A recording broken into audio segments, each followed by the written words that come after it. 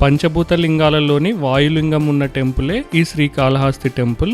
రాహుకేతు దోషాల నుండి విముక్తి కోసం ఈ శివుని పూజిస్తారు. ఈ టెంపుల్లో రోజు కొన్ని వందల మంది భక్తులు రాహుకేతు పూజ జరిపిస్తుంటారు. ఈ టెంపుల్లో జరిపే సేవల వివరాలను ఇక్కడ మీరు చూడొచ్చు. తెలుగు చదవటం రాని వారి కోసం ఇంగ్లీష్ లిస్ట్ ను కూడా ఇక్కడ షేర్ చేస్తున్నాను. అన్ని టెంపుల్స్ గ్రహణం రోజు క్లోజ్ చేస్తారు, కానీ ఈ టెంపుల్ ని మాత్రం క్లోజ్ చేయరు. ఇంకా ఈ టెంపుల్ కి సంబంధించిన మరెన్నో విషయాల గురించి ఈ వీడియోలో మనం తెలుసుకుందాం. ఇదే ఈ టెంపుల్ కి మెయిన్ ఎంట్రీ. ఈ ఎంట్రీని గేట్ 4 అంటారు. చాలా మంది భక్తులు ఈ ఎంట్రీ నుండే టెంపుల్ కి వెళ్తుంటారు. ఈ గేట్ తో పాటు మరో 3 గేట్లు కూడా ఉంటాయి. ప్రతి గేట్ పక్కన ఇన్ఫర్మేషన్ సెంటర్ ఉంటుంది. మీకు ఏ డౌట్ ఉన్నా అక్కడ అడగొచ్చు. ఈ గేట్ నుండి వెళ్తే మనం టెంపుల్ సౌత్ ఎంట్రన్స్ కి వెళ్తాము. మనం ఇలా ముందుకు వెళ్ళి లెఫ్ట్ కి తిరిగితే సౌత్ గోపురం చేరుకుంటాము. రైట్ సైడ్ లో మీరు కొన్ని షాప్స్ ని చూడొచ్చు. దర్శనానికి గర్భగుడి ప్రాంగణంలోకి ఎంటర్ అవ్వాలంటే ఎలాంటి మొబైల్స్ కానీ బ్యాగ్స్ కానీ అలో చేయరు. ప్రతి ఎంట్రీ గేట్ దగ్గర మీకు క్లాక్ రూమ్స్ ఉంటాయి. మనం కొంత అమౌంట్ పే చేసి యూజ్ చేసుకోవచ్చు. అదే గేట్ 4 ఎంట్రీ. మనం అక్కడి నుండే వచ్చాము. ఎదురుగా కనిపించేదే సౌత్ గోపురం ఎంట్రన్స్. కొంత ముందుకు రాగానే రైట్ సైడ్ దేవస్థానం వారి రూమ్స్ ఉంటాయి. భక్తుల రద్దీని బట్టి రూమ్స్ అవైలబిలిటీ డిపెండ్ అయి ఉంటుంది. నాకు తెలిసి ఇక్కడ కూడా సింగిల్ పర్సన్ కి రూమ్ ఇవ్వరు. లెఫ్ట్ సైడ్ లో 200 రూపీస్ దర్శనం టికెట్ కౌంటర్ ఉంటుంది. అలాగే ఈ రూమ్స్ పక్కనే రైట్ సైడ్ లో ప్రసాదం కౌంటర్ ఉంటుంది. రెగ్యులర్ సైజు లడ్డు 15 రూపీస్ ఉంటుంది. పెద్ద లడ్డు 100 రూపీస్, వడ 15 రూపీస్, పులిహోర 15 రూపీస్, అలాగే జిలేబీ 20 రూపీస్. ఇక్కడ కౌంటర్ టైమింగ్స్ ని మీరు చూడొచ్చు. ఇదే సౌత్ ఎంట్రీ. టెంపుల్ సౌత్ గోపురం పక్కనే నిత్యాన్నదాన మందిరం ఉంటుంది. ఇప్పుడైతే టైం 3:30 అవుతుంది, అందుకే ఇక్కడ ఎవరు లేరు. అన్నప్రసాదం టైమింగ్స్ ని మీరు ఇక్కడ చూడొచ్చు. శ్రీ అంటే సాలేడు, కాల అంటే పాము, హస్తి అంటే ఏనుగు. ఈ మూడింటి కారణంగానే ఈ పుణ్యక్షేత్రానికి శ్రీకాళహస్తి అనే పేరు వచ్చింది. అలాగే ఈ క్షేత్రం రాహుకేత క్షేత్రంగా కూడా ప్రసిద్ధి చెందింది. సర్పదోషము, రాహుకేత దోషాల నుండి విముక్తి కోసం ఇక్కడ శివుణ్ణి పూజిస్తారు. ఎదురుగా ధ్వజస్తంభం, దాని తర్వాతే గర్భగుడి ప్రాంగణంలోకి ఎంట్రీ ఉంటుంది. ఈ శ్రీకాళహస్తిని దక్షిణ కైలాసం లాగా కూడా పిలుస్తారు.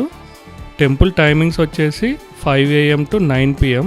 అన్ని టెంపుల్స్ గ్రహణం టైంలో క్లోజ్ చేస్తారు, కానీ కాళహస్తి టెంపుల్ మాత్రం గ్రహణం టైంలో కూడా ఓపెన్ అయ్యే ఉంటుంది. ఎందుకంటే ఇక్కడ ఉన్న శివుడు గ్రహాలని శాసిస్తుంటాడు, అందుకే ఈ టెంపుల్ ని క్లోజ్ చేయరు.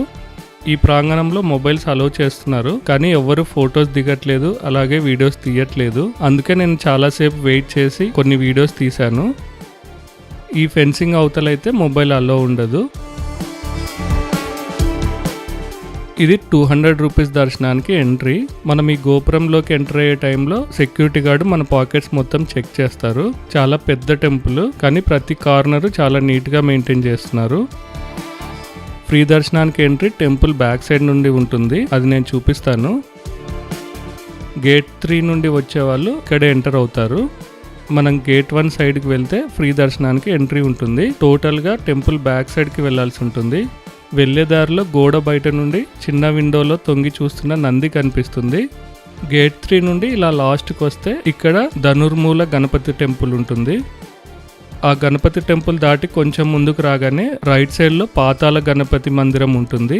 ఇది అన్ని మందిరాల కంటే చాలా డిఫరెంట్ గా ఉంటుంది. మనం చాలా చిన్న మార్గంలో నుండి వెళ్లి 30 అడుగులు కిందకి దిగాల్సి ఉంటుంది. ఫస్ట్ టైం వెళ్లే వాళ్ళు ఈ ప్లేస్ ని మాత్రం మిస్ అవ్వకండి. ఈ టెంపుల్ లోకి ఒక్కసారి 10 మెంబర్స్ ని మాత్రమే అలౌ చేస్తారు. వాళ్ళు రిటర్న్ అయ్యాక మళ్ళీ 10 మెంబర్స్ ని అలౌ చేస్తారు. ఈ పాతాళ గణపతి మందిరం దాటి కొంచెం ముందుకు రాగానే ఎంట్రీ గేట్ 1 ఉంటుంది. ఇక్కడ నుండే పాతాళ గణపతికి ఎంట్రీ, అలాగే ఫ్రీ దర్శనానికి, ఇంకా 500 రూపీస్ రాహుకేతు పూజ జరిపించుకునే వారికి కూడా దర్శనానికి ఇక్కడ నుండే ఎంట్రీ ఉంటుంది. క్రౌడ్ ఎక్కువ లేనందుకు నేను ఫ్రీ దర్శనానికి వెళ్ళాను. 30 minutesలో నా దర్శనం అయిపోయింది.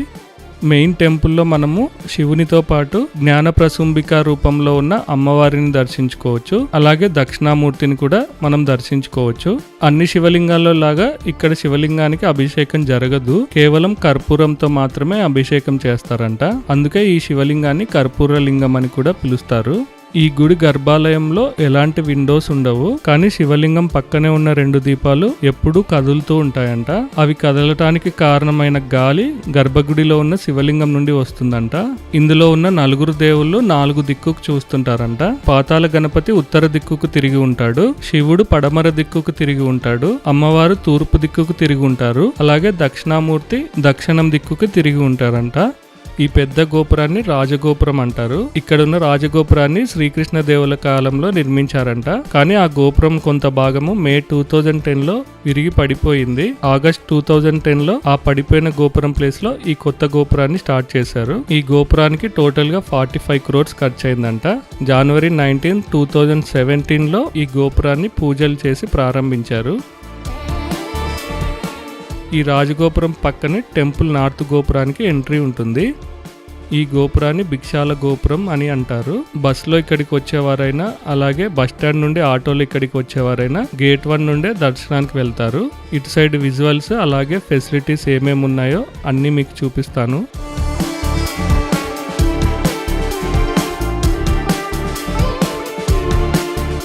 ఈ గోపురం నుండి లోపలికి రాగానే రైట్ సైడ్ లో శ్రీ కాశీ విశ్వనాథ స్వామి ఆలయం ఉంటుంది.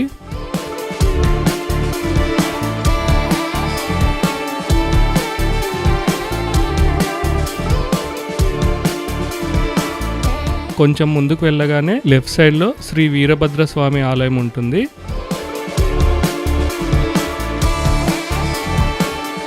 రైట్ సైడ్ లో మీకు డ్రింకింగ్ వాటర్ ఉంటాయి. దాని పక్కనే ప్రసాదం కౌంటర్ కూడా ఉంటుంది. మనకు ప్రతి ఎంట్రీ దగ్గర ఈ కౌంటర్స్ అన్నీ ఉంటాయి. ఇది నార్త్ గోపురం, దీపాలు వెలిగించే ప్రదేశము. పక్కనే శ్రీ వాయుమూల గణపతి ఉంటాడు.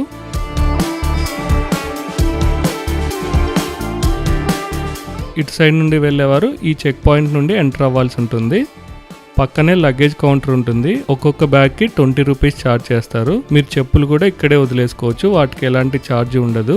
దాని పక్కనే సెల్ ఫోన్ కౌంటర్ కూడా ఉంటుంది. ఒక్కొక్క మొబైల్ కి 15 రూపీస్ ఛార్జ్ చేస్తారు.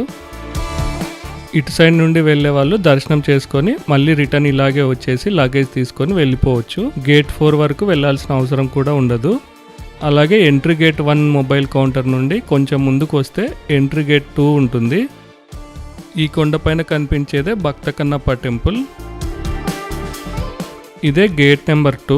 ఇక్కడే కళ్యాణ కట్ట కూడా ఉంటుంది. ఇక్కడ భక్తులు తమ తలనీలాలను ఇవ్వచ్చు. లేడీస్ కి జెంట్స్ కి సపరేట్ గా బాత్రూమ్స్ కూడా ఇక్కడ ఉంటాయి.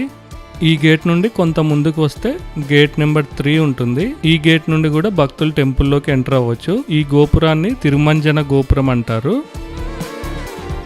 భక్త కన్నప్ప టెంపుల్ వద్ద శివపార్వతుల విగ్రహాలను చూడొచ్చు. చూస్తున్నారు కదా, ప్రతి ఎంట్రీ వద్ద మీకు లాకర్స్ ఉంటాయి. మీరు వచ్చే రూట్ ని బట్టి మీరు ఎంటర్ అయ్యే గేట్ ను సెలెక్ట్ చేసుకోవచ్చు. ఈ గేట్ లో ఇలా కొన్ని స్టెప్స్ ఎక్కి టెంపుల్లోకి ఎంటర్ కావాల్సి ఉంటుంది.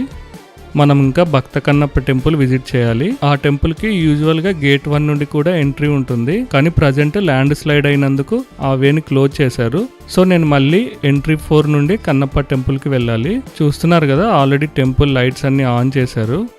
గేట్ 4 నుండి లోపలికి వచ్చి సౌత్ గోపురం పక్క నుండి కన్నప్ప టెంపుల్కి వెళ్ళాల్సి ఉంటుంది. ఇదే సౌత్ గోపురం. ఇక్కడ నుండి టెంపుల్ వ్యూ చూడండి. అది సౌత్ గోపురం. ఇక్కడ నుండే మనం లోపలికి ఎంటర్ అయ్యాము. ఇది ధ్వజస్తంభం. అది గేట్ 3 గోపురం. అది గర్భగుడి ప్రాంగణంలోకి వెళ్ళే గోపురం. లోపల కూడా ధ్వజస్తంభం ఉంటుంది. ఇది స్వామివారి గర్భగుడి గోపురం. అలాగే కలర్స్తో ఉన్న చిన్న గోపురం గేట్ 1 గోపురం. పక్కనే రాజగోపురాన్ని కూడా చూడొచ్చు. టెంపుల్లో చాలా వరకు భక్తులకు ఎండ తగలకుండా రూఫ్స్ వేశారు. అందుకే మనకు టెంపుల్ లోపల నుండి గోపురాలు సరిగా కనిపించవు. అందుకే నేను ఇక్కడ నుండి మీకు చూపిస్తున్నాను. వర్షం కారణంగా అలాగే లైట్ ఫెయిల్ అయిన కారణంగా నేనైతే కన్నప్ప టెంపుల్కి వెళ్ళలేకపోయాను. కన్నప్ప టెంపుల్ విజువల్స్ ఇలా ఉంటాయి. చిన్న ప్లేసే, కానీ తప్పకుండా విజిట్ చేయవలసిన ప్లేస్. మీరు వెళ్ళినప్పుడు మాత్రం ఈ ప్లేస్ని మిస్ అవ్వకండి. కాళహస్తిలో నేను 4 hours ఉన్నాను. టెంపుల్ గురించి మాక్సిమం ఇన్ఫర్మేషన్తో పాటు అన్ని విజువల్స్ మీకు చూపించాను. వీడియోని లైక్ చేయడం అయితే మర్చిపోకండి. Thank you.